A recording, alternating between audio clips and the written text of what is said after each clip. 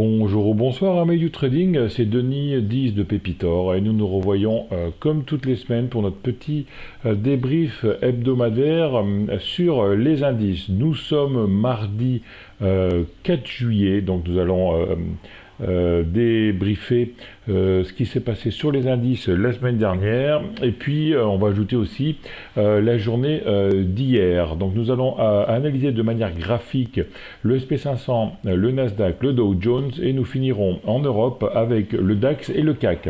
Ne perdons pas de temps, en commençant tout de suite par le SP500. Petit rappel rapide, le creux du Covid 2020, le bull run 2021, la conso 2022 et depuis le dernier point bas qui est le 27 décembre 2022, on a un retournement de tendance. On voit on fait des bas de plus en plus haut et des hauts de plus en plus haut.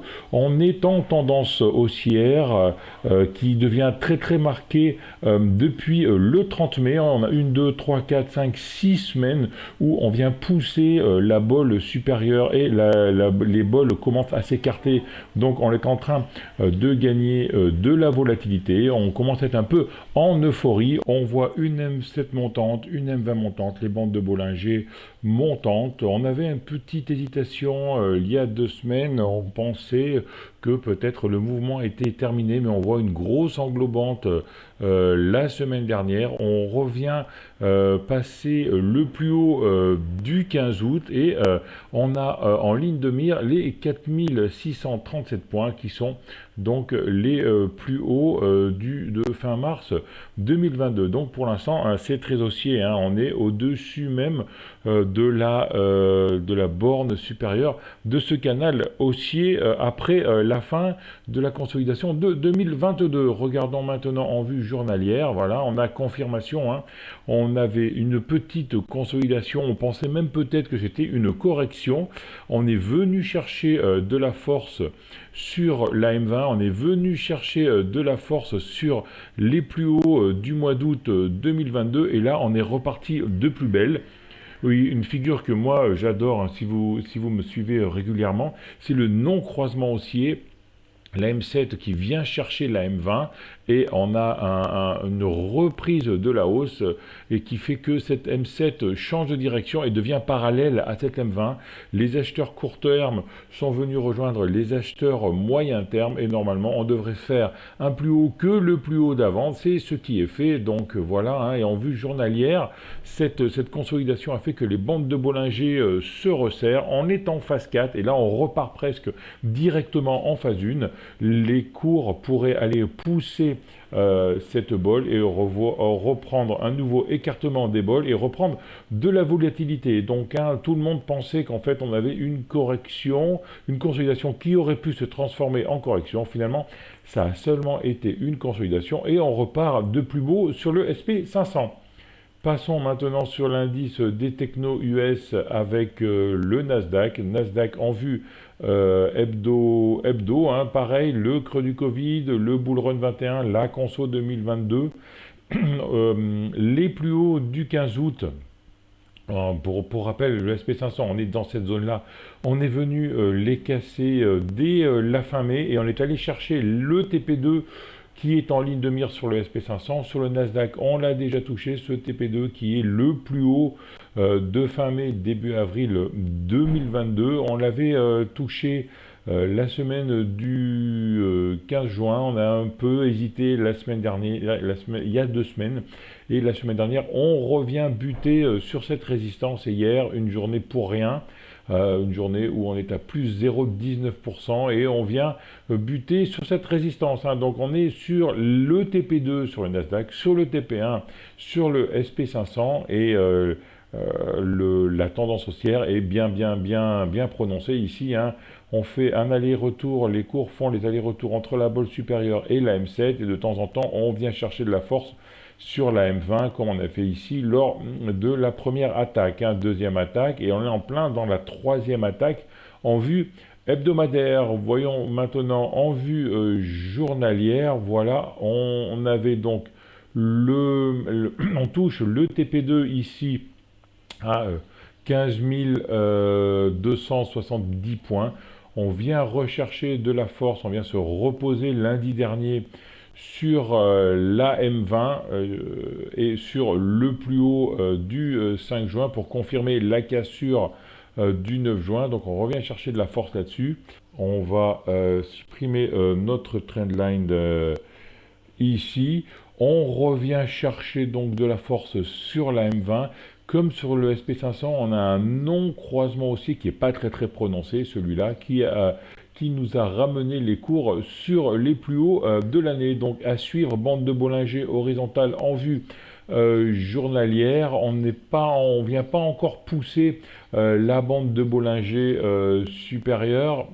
On vient pas encore pousser la bande de Bollinger supérieure, mais c'est quand même bien parti. Phase 4 des bandes de Bollinger. On attend que les cours viennent prendre la bande de Bollinger pour avoir un nouveau mouvement. Regardons maintenant le Dow Jones. Dow Jones en vue journalière. Donc c'est bien simple, hein, on est sur le TP1 du 15 août depuis la fin de l'année dernière, depuis le mois de novembre 2022, et on est de novembre jusqu'en juillet dans un range. On est la semaine dernière, on est venu attaquer le haut du range. On va voir si on arrive enfin à casser ce haut de range, à sortir un peu de ce range. Et les bandes de Bollinger sont toujours horizontales, M20 horizontale, M7 horizontale, pas grand chose à dire sur le Dow Jones. On est toujours neutre en vue hebdomadaire et en vue journalière. Magnifique non-croisement haussier, c'est-à-dire que on avait fait un plus haut le vendredi 16 juin, on est venu consolider sur la M20 sans jamais clôturer en dessous. Lundi 26 juin, on vient se reposer sur la M20, le 27 sur la M20, le 28 sur la M20 et on décolle le 29 à partir de cette M20, ce qui permet que la M7 vienne toucher la M20, non croisement haussier, et la M7 et la M20 se confondent. On devrait donc aller chercher des plus hauts d'ici peu de temps. Les bandes de Bollinger, on a fini la phase 4, hein, donc phase 1 ici, les bandes de Bollinger qui partent une vers le nord, une vers le sud. La phase 2, la bande de Bollinger opposée au mouvement qui prend la même direction que la bande de Bollinger du mouvement. La phase 3, la bande de Bollinger du mouvement qui converge vers la bande de Bollinger opposée au mouvement, c'est la phase 3. Et la phase 4, c'est les deux bandes de Bollinger horizontales. C'est presque ce que l'on est en train de faire maintenant, mais on pourrait avoir une attaque haussière ici pour pouvoir repartir directement en phase 1 sur un nouveau mouvement. Donc faites attention, hein, on est sur le range en vue journalière, sur le haut du range. Donc on peut casser ce haut de range et casser les bandes de Bollinger pour partir au nord une nouvelle fois. On revient en Europe avec l'indice allemand, le DAX. Voilà, on a eu une magnifique tendance haussière depuis le mois d'octobre 2022. Et je vous rappelle, on était dans la cinquième phase, cinquième vague, une première vague ici, deuxième vague de conso, troisième vague, quatrième et la cinquième vague. On finissait cette cinquième vague à l'horizontale par une consolidation, une petite dérive latérale. C'est ce que l'on a depuis le mois d'avril, hein. Les cours sont contenus entre 15 700 et 16 300 points. Il y a 2 semaines, on avait fait les deux bornes de ce range dans la même semaine, hein. On a ouvert au plus haut à 16 285 et on est venu toucher à 15 700. La semaine dernière, on a essayé de faire le chemin inverse. Voilà, on est presque arrivé sur le haut du range, et là, entre hier et une partie de la matinée, pas grand chose à dire sur le DAX, on est en hésitation. Donc en vue hebdo, on est neutre sur cet indice. Voyons voir maintenant en vue journalière.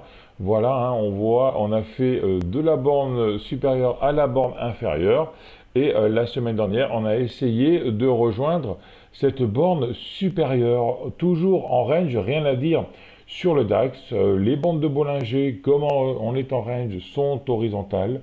La M20 est horizontale et la M7 oscille au-dessus de la M20. Donc rien à dire pour ce DAX. On surveillera bien évidemment le dépassement des derniers plus hauts à 16 380 points pour une possible nouvelle attaque haussière, ou alors le dépassement des derniers plus bas à 15 615 points pour une attaque baissière. On finit avec l'analyse de l'indice national, le CAC 40. On a le même attaque, la même tendance haussière en 5 vagues depuis la fin 2022. On avait fait un all-time high sur le CAC nettement avant le all-time high sur le DAX, et on est en train de corriger cet excès. On est venu corriger sur l'AM20, attaque de l'AM20. On a pas mal de volatilité depuis 3 semaines là, hein. La semaine dernière, on a fait 3,30% en positif. La semaine d'avant, on a fait 3,05% en négatif. Et la semaine encore d'avant, on a fait 2,42% en positif. Donc, grosse volatilité durant la semaine, mais on est toujours pareil sur ces 7390 points qui étaient le all-time high de janvier 2022 avant la consolidation post-Covid, et on est sur ces niveaux depuis le mois de février 2023, hein. Donc on retrouve les cours du mois de janvier 2023, donc on a eu une début d'année presque pour rien. On s'aperçoit que la M7 est en train de croiser la M20, mais bon, la M7 est en descendante et la M20 étant montante. Il n'y a aucun signal, on ne peut rien conclure de ce croisement. Bande de Bollinger horizontale, M20 horizontale, M7 descendante mais presque horizontale. On est donc en range, on est donc neutre sur le CAC 40 en vue hebdomadaire. On va maintenant décortiquer cette grosse bougie rouge, grosse bougie verte de la semaine dernière en vue journalière. Voilà, hein. Donc on va enlever un peu les retracements de Fibonacci. Voilà, on avait donc la M7 qui est revenue chercher la M20 et qui repart par le haut, non croisement haussier. On est venu faire un haut plus haut que le plus haut d'avant. On est toujours dans ce biseau, ce triangle qu'on est en train de casser par le haut. Vendredi, on a cassé par le haut. Hier, on a commencé plus haut, mais on est venu refermer sur les 7390 points. Et les bandes de Bollinger sont toujours horizontales, hein. Donc il faudrait vraiment que l'on passe ces 7390 points pour aller rejoindre les 7005 et pour aller rejoindre les plus hauts. Pour l'instant, cassure par le haut de ce triangle, donc à suivre si les acheteurs ont encore plus de force pour aller rejoindre les 7575 points. Voilà, amis du trading, c'était Denis 10 de Pépitor. On est sur des plus hauts et on casse les figures qu'on est en train de faire sur les plus hauts hebdo. Donc c'est vraiment à suivre, savoir si cet été on aura un bull run ou alors si c'est vraiment la dernière attaque des acheteurs avant une pause estivale. Voilà, si vous avez aimé, comme d'habitude, laissez un pouce bleu, abonnez-vous à la chaîne, on se retrouve la semaine prochaine et soyez prudents. Ciao à tous.